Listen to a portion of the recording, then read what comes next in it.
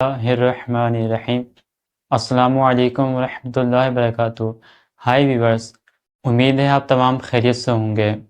آج میں بہت ہی اہم ٹاپک لے کر حاضر ہوں اور وہ ٹاپک نماز کے متعلق ہے۔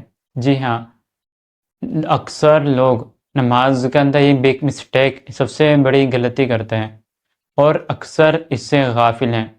اگر کہا جائے 100% میں سے 70% لوگ اس غلطی میں، اس مسٹیک میں مبتلا ہیں تو غلط نہیں ہوگا۔ اب میں آتا ہوں اس غلطی کی طرف کہ وہ غلطی کیا ہے جس میں اکثر لوگ مبتلا ہیں۔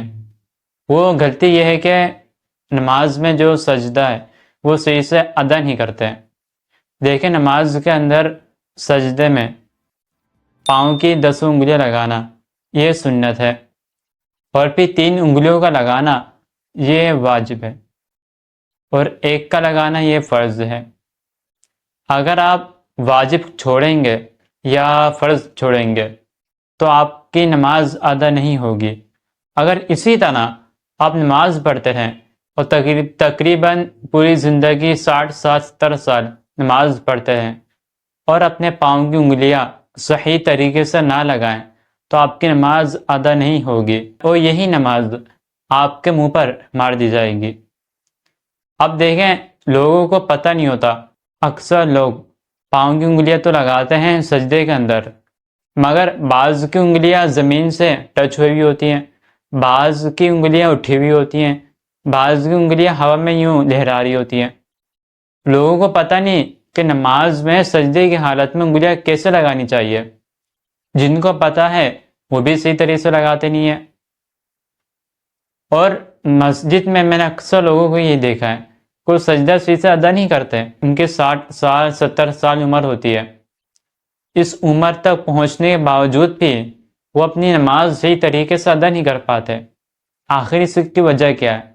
اس کی وجہ یہی ہے کہ انہیں نماز پڑھنا آتا نہیں ہے۔ انہوں نے دوسروں کو نماز پڑھتے ہوئے دیکھا، ان کو دیکھ کے خود بھی نماز پڑھنے لگ گئے۔ اب انہوں نے باقاعدہ پریکٹیکلی نماز کو سیکھا نہیں کہ نماز ادا کس طرح کی جاتی ہے۔ تو دیکھیں، نماز کے اندر جو میں بیان کرا کہ 1 انگلی کا لگانا یہ فرض ہے، 3 کا لگانا یہ واجب ہے، اور بھی 10 انگلیاں لگانا یہ سنت ہے۔ اب خالی بالفرض فرض کر لیں کہ میرے پاؤں کی انگلی ہے، اب یہ اس کا پورا پیٹ ہے، اس کو پیٹ کہا جاتا ہے۔ اب سجدہ جب ہم کریں گے تو یہ پاؤں کی جو انگلیاں نا، اس کے پورا زمین سے یوں مڑا ہونا، یوں ٹچ ہونا یہ واجب ہے، لازمی ہے۔ خالی انگلی یوں نہ ہو جیسے میں نے رکھی ہوئی ہے، بلکہ یوں بالکل مڑی بھی ہو انگلیاں، اور زمین سے ٹچ ہوئی بھی نہ ہو، اس کا پورا پیٹ زمین سے لگا ہوا ہو، پھر جا کے آپ کی نماز، آپ کا سجدہ صحیح ہوگا۔ میں نے نیت کری انشاءاللہ میں آہستہ آہستہ نماز کی شرائط، فرائض، واجبات، مفسدات بیان کروں گا۔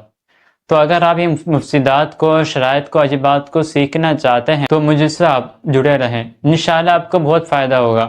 آپ کی نماز بھی صحیح ہو جائے گی، آپ کو اپنی نماز کے اندر کی جانے والی سب سے بڑی مسٹیک کا، غلطی کا پتہ چلے گا۔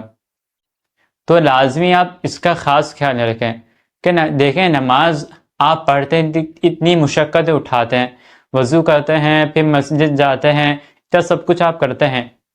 جب آپ نماز اسی طریقے سے ادا نہیں کریں گے تو فائدہ کیا پھر آپ کس نماز پڑھنے کا؟ یہی نماز آپ کے منہ پر مار دی جائے گی۔